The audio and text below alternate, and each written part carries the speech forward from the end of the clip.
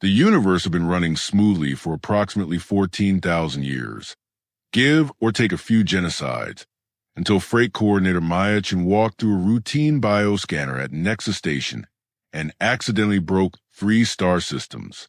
Not literally. Of course. The stars kept burning.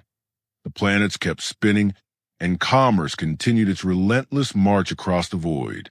But every military installation within a 50 light-year radius suddenly found itself screaming biological warfare alerts at volumes that would make a dying quasar feel inadequate. Maya, for her part, was mostly concerned about missing her connection to the outer rim. "Ma'am, please step back into the scanner," requested Security Officer Zeph 4471, whose crystalline face managed to convey both professional courtesy and existential dread. The Velothrin's natural translucency had shifted to an alarming shade of amber, their species' equivalent of breaking into a cold sweat. "I already went through your scanner," Maya replied, hefting her duffel bag with the sort of practiced irritation that came from 3 decades of dealing with interstellar bureaucracy. "Twice. The light turned green. I heard the cheerful little beep. I'm late for my transport." "Yes. Well, the scanner appears to be experiencing some complications." Behind Zeph 4471, the security station looked like someone had kicked over an anthill built by particularly neurotic architects. Aliens of 6 different species clustered around holographic displays that pulsed red with the enthusiasm of emergency sirens. A Korthak security chief, all 4 arms gesticulating wildly, was apparently having a heated argument with thin air, which Maya recognized as a method of engaging with their AI implants. Complications? Maya raised an eyebrow. She had perfected this expression during countless shipping delays and found it universally effective across species barriers. The system is indicating that you are, technically speaking, a weapon of mass destruction. Maya blinked. "I'm a freight coordinator." "Yes, I can see that from your documentation. Very thorough paperwork. I might add, proper stamps from the Terran Commerce Authority and everything." Zeph 4471's amber glow deepened to something approaching bronze. "However, our biological threat assessment protocols are quite insistent that you represent an extinction-level event." "That's ridiculous. I organize shipping manifests. I'm sure you do excellent work." From across the security station, a new voice cut through the chaos. "Has anyone considered that the scanner might be malfunctioning?" This came from Dr. Ythmora, a serpentine researcher whose coils had arranged themselves in what Maya recognized as their species' posture for academic smugness. "Clearly, we're dealing with a calibration error. Humans are a known quantity, industrious, if primitive, hardly apocalyptic. The scanner was serviced last week." Zeph 4471 replied. "We tested it on a sample of genuine Andorian plague virus. It performed flawlessly. Then run the test again." Dr. Ythmora said, somehow managing to look down on everyone despite lacking a traditional neck. "Simple elimination of variables." Maya sighed and stepped back into the scanning chamber. The device hummed to life, bathing her in a light that felt vaguely tingly and smelled faintly of ozone. For 30 seconds, nothing happened except the usual gentle vibration that indicated deep cellular analysis. Then every alarm in the sector went off at once. "Fascinating," Dr. Ythmora murmured. Coils shifting into a pattern Maya didn't recognize but suspected indicated academic excitement mixed with growing horror. "The readings are even higher this time." "Higher how?" Maya demanded. Security Chief Vakthak finally ended his argument with his AI and stomped over on legs that looked like they could kick through starship hulls. His 4 eyes focused on Maya with the intensity of targeting lasers. "Your genetic structure registers as a Class 7 biothreat. Do you understand what that means?" "I assume it's bad?"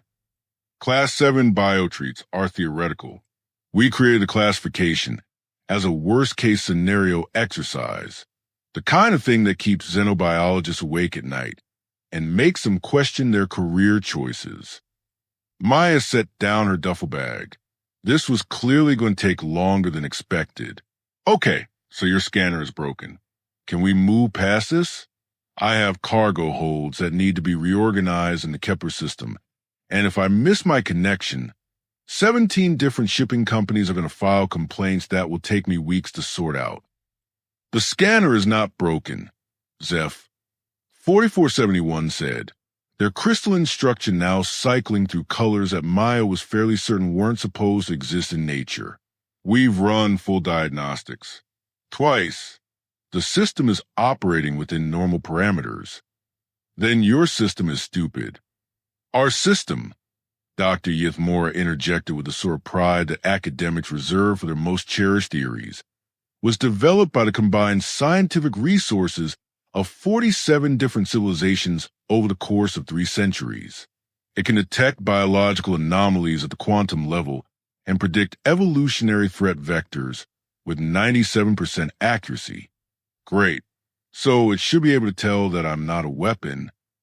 That's just it, Security Chief Vakdak said, his voice dropping to the sort of whisper usually reserved for discussing particularly unpleasant forms of cosmic horror. It's not reading you as a weapon. It's reading you as something much worse. Maya crossed her arms, which is a naturally occurring weapon, the kind that evolution produces when it stops caring about playing fair. The security station had grown quiet except for persistent electronic wailing of various alert systems. Maya noticed that several other species had gathered to observe the proceedings. A few ethereal merchants whose forms flickered like distant stars, a delegation of methane-breathing Vorthak in their environmental suits, and what appeared to be a small crowd of curiosity seekers from species she couldn't immediately identify. Look, Maya said, addressing the room in general, I appreciate that your technology is very advanced in everything, but I think there might be a fundamental misunderstanding here. Humans aren't weapons. We're not even particularly good at being weapons. We've barely figured out interstellar travel. We still haven't solved poverty on our own planet. And most of us can't program our food synthesizers without reading the manual 3 times. Nevertheless, Dr. Yithmora said, the scanner indicates that your DNA contains sequences that shouldn't exist in nature, patterns that suggest capabilities that... The serpentine trailed off, coils shifting into what Maya was learning to recognize as academic uncertainty. Capabilities at what? That could theoretically destabilize entire ecosystems through mere proximity. Genetic information that could trigger evolutionary cascades across multiple biomes. Biological markers that suggest your species evolved under conditions that should have been impossible to survive. Maya looked around the security station, taking in the assembled crowd of increasingly nervous aliens. So you're telling me that I'm scary because I'm too good at being alive? In the most technical sense, Zeph 4471 said carefully, yes. That's the dumbest thing I've ever heard. Nevertheless, we're going to need to quarantine you pending further investigation. Maya picked up her duffel bag and settled it across her shoulder with the resigned air of someone who had dealt with bureaucratic incompetence across multiple star systems. Fine, but I'm filing a complaint with the Interstellar Commerce Commission, and I want hazard pay for whatever time this takes. That seems reasonable, Security Chief Vakdak admitted. Also, I want to know why. If humans are apparently so terrifying, the rest of the galaxy has been trading with us for the past 50 years without anyone mentioning it. The security station fell silent, except for the electronic complaints of various monitoring systems. Maya noticed that the assembled aliens were exchanging glances, or the equivalent expressions for species that didn't have traditional eyes. That, Dr. Yithmora said slowly, is actually an excellent question. Within 6 hours, Maya's holding cell had become the most popular destination in the station's history. Not because of the accommodations, which feature the standard issue gray walls and furniture that could charitably be described as aggressively functional, but because every major intelligence service in 3 sectors had apparently decided that her DNA was their new favorite puzzle.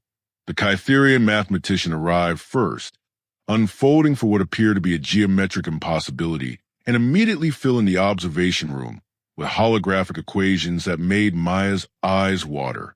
Dr. Hexus Prime communicated through musical tones that the universal translator rendered as clipped. Precise statements delivered with the confidence of someone who had never encountered a problem that couldn't be solved with sufficient calculation. The probability matrices are unambiguous. Dr. Hexus Prime announced to the growing crowd of investigators, this organism should not exist. The statistical likelihood of this particular genetic configuration arising through natural selection approaches 0. 0 isn't nothing. Maya called to the transparent aluminum barrier. Improbable things happen all the time. That's why you have words for them. Improbable, yes. Impossible, no. This falls into the latter category. Maya was beginning to suspect that her freight coordinator training hadn't adequately prepared her for defending the mathematical validity of her own existence. The next arrival came in the form of Whisper of Distant Suns, a void walker whose species had evolved in the spaces between star systems and consequently viewed most problems from perspectives that made everyone else mildly uncomfortable. They manifested as something that looked like smoke with opinions, and immediately began disagreeing with Dr. Hexus Prime's methodology. Mathematics cannot capture the essence of the anomaly, Whisper of Distant Suns intoned, their voice carrying harmonics that seemed to come from several directions at once. The genetic patterns resonate with frequencies we have not encountered since the first silence. This organism carries echoes of the time before. The time before what? Maya asked. Before the guidance ceased. Before the shaping ended. Before your species walked a path that should have led to extinction. Dr. Yithmora, who had apparently appointed himself as the expedition's academic coordinator, slithered closer to the barrier. Whisper of Distant Suns refers to certain theoretical frameworks regarding early galactic development. Most scholars consider such ideas to be folklore rather than science. Most scholars lack the perspective of species who remember the deep dark. Whisper of Distant Suns replied with what Maya interpreted as cosmic disdain. Nobody remembers anything from 40,000 years ago, Dr. Hexus Prime stated, their musical tones sharp with irritation. Memory degrades. Records corrupt. What we have are mathematical models and genetic analysis, both of which indicate that this human represents an unprecedented deviation from established evolutionary patterns. Maya found herself in the surreal position of listening to multiple species debate whether she had the right to exist while she sat in what amounted to a very expensive zoo exhibit.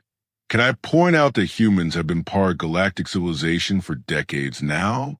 If we were some kind of cosmic horror, wouldn't someone have noticed before this?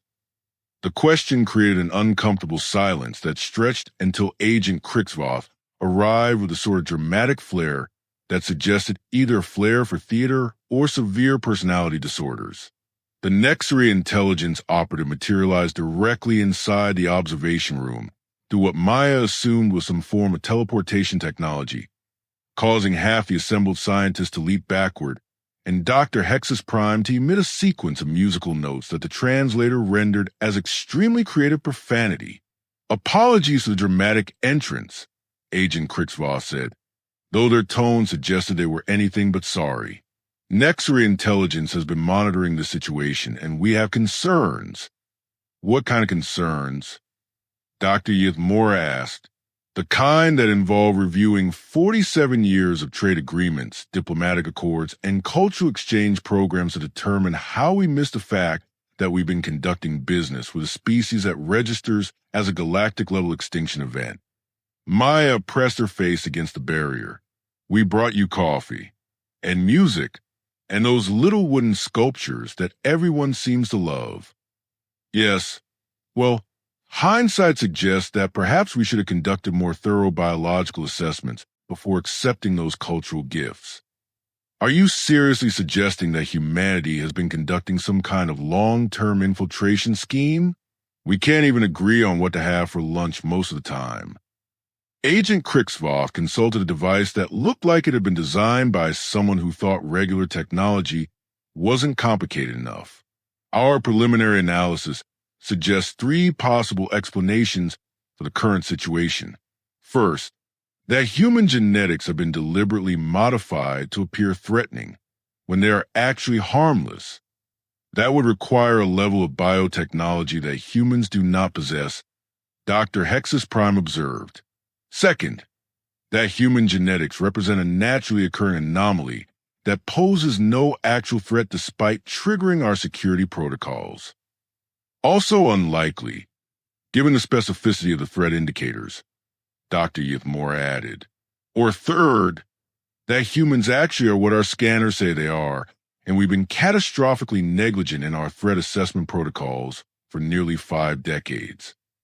The observation room fell quiet except for the ambient hum of life support systems and the distant sound of Maya tapping her fingers against the wall in a rhythm that she was fairly certain was driving everyone present mildly insane. There's a fourth possibility, Whisper of Distant Sun said eventually, which is that humans are exactly what they appear to be. An ordinary species go about their ordinary lives, but that their ordinariness itself represents something that should not exist in this galaxy. Maya stopped tapping. That makes even less sense than the other explanations. Does it? Consider, every species in this room evolved under specific conditions, followed predictable patterns, developed along expected lines. We all fit within established frameworks for how intelligence emerges, how civilizations develop, how biological systems respond to environmental pressures. So, what if humans are the first species any of us have encountered that evolved without those frameworks? What if your DNA is terrifying not because of what it contains, but because of what it lacks? The assembled investigators looked at each other with a sort of expressions that typically preceded either groundbreaking scientific discoveries or complete mental breakdowns. What exactly are you suggesting? Dr. Yithmora asked. That maybe the question isn't why humans are so dangerous, Whisper of Distant Suns replied. Maybe the question is why the rest of us are so safe. The breakthrough came when someone finally had the obvious idea of testing other humans. Maya had been suggesting this for 3 days, but apparently it had taken a formal resolution from the Galactic Research Consortium and 2 emergency sessions of the Interspecies Science Council before anyone thought to expand the sample size beyond one increasingly irritated freight coordinator. The results were, in the words of Dr. Hexus Prime's official report, mathematically obscene. Every human tested triggered the same alerts. Every single one. From the elderly historian studying ancient Zarathi poetry to the teenage exchange student who spent most of her time making incomprehensible videos for social media platforms. The pattern held across age, occupation, planetary origin, and genetic lineage. Human DNA, it seemed, was universally terrifying galactic security systems. The intensity, however, varied wildly. This makes absolutely no sense, declared Dr. Nick Skorthak, the latest addition to Maya's growing collection of baffled xenobiologists. The Draknari researcher had apparently traveled from the other side of the galaxy specifically to study what their preliminary reports had described as the most significant biological anomaly in recorded history. Maya watched through her barrier as Dr. Nick Skorthak gestured at a holographic display showing threat assessment readings from 43 different humans. The numbers ranged from barely detectable whispers to readings that had apparently caused 2 separate AI systems to request immediate memory wipes rather than continue processing the data. The variance suggests environmental factors, Dr. Yithmore mused. His coils arranged in what Maya had learned indicated deep contemplation mixed with academic frustration. Perhaps exposure to certain conditions during development affects the expression of whatever genetic markers trigger our security protocols.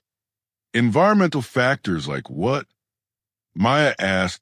She had moved beyond irritation and into genuine curiosity about her own species' apparent ability to terrify advanced civilizations through the simple act of existing. We're investigating several possibilities: radiation exposure, dietary influences, gravitational variations, atmospheric composition differences between human colonies. What about Earth itself? Suggested Dr. Veltherix, a Quan researcher whose species communicated through bioluminescent patterns that the universal translator converted into words with slight delay. The homeworld readings are consistently highest. This observation had emerged during the second day of testing, when someone had finally thought to examine humans who had never left Earth's surface. The results had been so extreme that 3 different scanning systems had shut down rather than display the readings, and Dr. Hexus Prime had spent an entire hour recalculating probability matrices before accepting that the numbers were real. Earth-born humans register threat levels that exceed our measurement scales. Dr. Nick Skorthak continued. Colony-born humans show reduced, but still significant readings. Second-generation colonists show even lower levels, though still far above anything we would consider normal for any known species. Maya processes information while watching Agent Krixvoth pace around the observation room with a sort of nervous energy that suggested someone whose worldview was undergoing rapid and unwelcome revision. So the farther humans get from Earth, the less scary they become? Maya asked, that appears to be the pattern, yes? Which suggests that whatever makes human genetics register as a threat is connected to Earth itself. Precisely. Maya considered this. What's special about Earth? The question created another one of those uncomfortable silences that seemed to follow her everywhere these days. Finally, Whisper of Distant Suns manifested more solidly than usual, their smoky form coalescing into something that almost resembled a conventional shape. That is the question that has been troubling us, they said. According to our records, Earth is an unremarkable planet orbiting an unremarkable star in an unremarkable region of space. Standard classification: terrestrial world, carbon-based biosphere, relatively stable climate patterns, no unusual geological or astronomical features.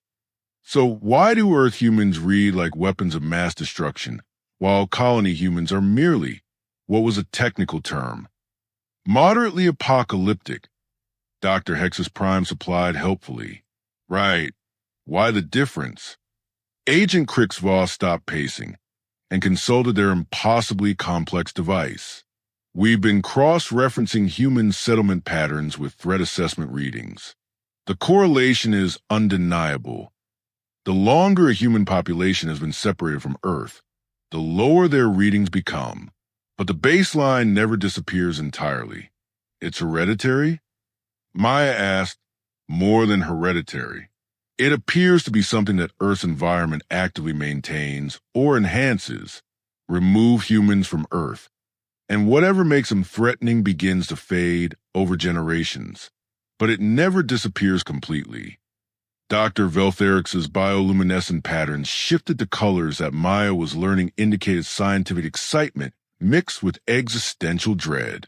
This suggests that Earth itself is somehow unusual, not in ways that our standard planetary surveys would detect, but in ways that affect the evolutionary development of indigenous life. How unusual are we talking about? Maya asked. Though she was beginning to suspect, she didn't want to know the answer. Well, Dr. Nick Skorthak said carefully, we've begun reviewing the galactic database of surveyed worlds. Over the past 72 hours, we've identified approximately 4 million planets classified as potentially habitable. Of those, roughly 2 million have actually developed complex life forms. And none of them, absolutely none, have produced species that register threat signatures anything like what we see in humans. Even accounting for the vast diversity of evolutionary paths, biological development patterns, and environmental pressures across the galaxy, human genetics appear to be completely unprecedented. Maya felt a chill that had nothing to do with the temperature-controlled environment of her holding cell. You're saying that out of millions of worlds with life, Earth is the only one that produced something like us? We're saying that Earth appears to be the only world that produced something like anything, Whisper of Distant Suns replied. Every other species we've cataloged fits within established parameters for how intelligence emerges under various conditions. Humans are the first species we've encountered that seems to have developed outside those parameters entirely. Outside how? Agent Krixvoff looked up from their device with an expression that Maya was learning to recognize as the look of someone who had just discovered that everything they thought they knew about the universe was wrong. We're still investigating that question, but preliminary analysis suggests that every other sapient species in the galaxy shares certain common genetic markers, sequences that appear to have been influenced by some external factor during their evolutionary development. Influenced by what? We don't know yet, but whatever it was, it left its mark on every species except one. Maya pressed her face against the barrier. Humans, Agent Krixvoff confirmed, the only species in galactic civilization that appears to have evolved completely naturally, without guidance, without influence, without whatever force shaped the development of every other intelligent life form in known space. The observation room fell silent, except for the sound of several different species simultaneously reconsidering their understanding of galactic history, evolutionary biology, and their own place in the universe. So what you're telling me, Maya said eventually, is that humans are terrifying because we're the only species that evolved the way evolution is supposed to work. That, Dr. Ythmora said quietly, appears to be exactly what we're telling you. The truth arrived in the form of a data packet, so ancient that 3 different translation protocols failed before anyone could read it. Dr. Veltherix had been excavating the deepest layers of the galactic archive. Database is so old that their original creators had been extinct for millennia. When they discovered references to something called the shepherding protocol, the file structure was encoded in mathematical languages that predated most current civilizations, and the content required a team of xenoarchaeologists, quantum linguists, and at least one philosopher to decode. Maya watched the revelation unfold from her holding cell, which had become less of a prison and more of a front-row seat to the systematic dismantling of galactic civilization's fundamental assumptions about itself. The architects, Dr. Veltherix announced, their bioluminescent patterns cycling through colors that Maya had never seen before, were real. This statement caused Dr. Hexus Prime to emit a sequence of musical tones that probably violated several noise ordinances, while Agent Krixvoff dropped their monitoring device entirely. Even Whisper of Distant Suns seemed to solidify with surprise. Impossible, Dr. Nick Skorthak protested. The architects are mythology, creation stories that primitive species invent to explain their own development. Creation stories, Dr. Veltherix replied, with remarkably consistent details across 47 different unconnected civilizations, details that we are now discovering were not metaphorical. Maya cleared her throat. Could someone explain what architects are for those of us who apparently missed that day in galactic history class? Dr. Ythmora's coils shifted into an arrangement that Maya recognized as academic embarrassment. Most species have legends about ancient beings who guided their early development, shaped their evolution, provided the foundations for intelligence, civilization, ethical frameworks. Standard mythology. Every culture needs origin stories. Except, Dr. Veltherix continued, according to these records, they weren't stories. The architects were a precursor civilization that actively intervened in the evolutionary development of emerging sapient species throughout the galaxy for approximately 12 million years. They identified worlds where intelligence was beginning to emerge and adjusted the process. Adjusted how? Maya asked, though she was developing an uncomfortable suspicion about the answer. They embedded genetic modifications into developing species, biological programming designed to prevent certain evolutionary paths while encouraging others, safety protocols built into DNA itself. Agent Crixvoth retrieved their device and began scrolling through data with a sort of frantic energy that suggested someone trying to outrun an existential crisis. The common genetic markers we identified in all galactic species, they're not natural evolutionary developments. They're artificial modifications. Every sapient race in known space carries a genetic fingerprint of architect intervention. Intervention that did what exactly? Maya asked. Limited aggression potential, prevented the development of certain biological capabilities, encouraged cooperative social structures, built on what can only be described as psychological constraints that make large-scale warfare, ecological destruction, and Dr. Veltherix paused, their patterns flickering uncertainly. Certain forms of creative thinking extremely difficult to sustain. Maya felt pieces of a vast, uncomfortable puzzle clicking into place. You're saying that every species in the galaxy was genetically programmed to be safe. Safe for themselves. Safe for their ecosystems. Safe for their neighbors. Safe for the galaxy as a whole. Except humans. Except humans, Dr. Ythmora confirmed. According to these records, the architects maintained active monitoring of potential intelligence-bearing worlds throughout the galaxy, but approximately 65 million years ago, they simply vanished. No explanation, no records of where they went or why they left. They just stopped. And Earth was cataloged as a potential intervention site approximately 68 million years ago. But by the time intelligence began emerging on your world, the architects were gone. Humanity developed without their guidance, without their safety protocols, without any of the genetic modifications that every other sapient species considers normal. Maya leaned against the wall of her cell and considered the implications. So when your security systems scan human DNA, they're not detecting weapons. They're detecting the absence of safety features. More than that, Whisper of Distant Sun said, their forms shifting into patterns that suggested cosmic, all mixed with terror. They're detecting what sapient life looks like when it develops according to pure evolutionary pressure. What intelligence becomes when it's not constrained by artificial limitations. And that's terrifying. Consider, Dr. Hexus Prime said, their musical tones subdued to something approaching whisper. What humans have accomplished in the relatively brief period since developing spaceflight. You've explored, expanded, adapted to environments that most species will consider uninhabitable. You've developed technologies through approaches that violate established patterns for how scientific advancement should progress.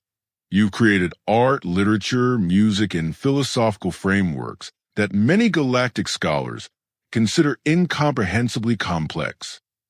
That sounds like good things. They are good things, but they're also impossible things. According to every model we have for how sapient species develop, humanity should have destroyed itself long before achieving interstellar travel. The level of aggression, curiosity, and sheer stubborn persistence required for your civilizational trajectory should have been evolutionarily self-limiting. Agent Crixvoth looked up from their device with an expression of someone who had just calculated the odds of their own continued existence and found them disturbingly low. The security systems aren't reading humans as weapons. They're reading humans as proof that the safety systems failed, that somewhere in the galaxy, intelligence developed without constraints, that evolution, left to its own devices, can produce something that the architects spent 12 million years trying to prevent. Maya absorbed this information while watching the assembled aliens grapple with the realization that their entire understanding of galactic civilization had been built on a foundation of genetic programming they hadn't known existed. "So what happens now?" she asked. "Now," Dr. Veltheric said, their bioluminescent patterns settling into colors that Maya interpreted as resignation mixed with curiosity. "We have to figure out how to coexist with the only species in the galaxy that represents what we all might become if we've been allowed to evolve naturally." "And the security alerts?" "Will probably continue indefinitely," Agent Crixvoth admitted. "Our systems were designed to detect threats to galactic stability. From their perspective, humans represent the ultimate threat. Not because you're malicious, but because you're free." Maya picked up her duffel bag and settled it across her shoulder. Through the transparent barrier, she could see the assembled investigators still processing the magnitude of what they'd discovered. "Well," she said, "this has been educational, but I still have cargo holds that need organizing, and I'm now approximately 4 days behind schedule. You're still technically under quarantine pending." "For what? Being naturally evolved?" "Sorry, but I don't think that's actually a crime." The observation room fell quiet as various species considered whether existing laws had any framework for dealing with someone whose genetics represented the complete absence of artificial limitations. "Besides," Maya added, shouldering her bag with the casual competence of someone who had just spent 4 days casually dismantling galactic civilization's understanding of itself, "if humans are really as dangerous as your systems think we are, you probably want to keep us happy." She headed toward the door, pausing only when Dr. Yvmora called after her. "Where will you go?" Maya smiled with a sort of expression that had apparently been genetically unavailable to most of the galaxy for the past 12 million years. "Back to work. Those cargo manifests won't organize themselves." As the door sealed behind her, she could hear the assembled representatives of galactic civilization beginning what would undoubtedly be a very long discussion about how to coexist with a species that had accidentally become everything they'd been programmed to fear. Maya, for her part, was mostly looking forward to getting back to her regularly scheduled problems. After all, someone had to keep interstellar commerce running smoothly, even if she was, technically speaking, a walking reminder that the universe was far stranger and more dangerous than anyone had imagined.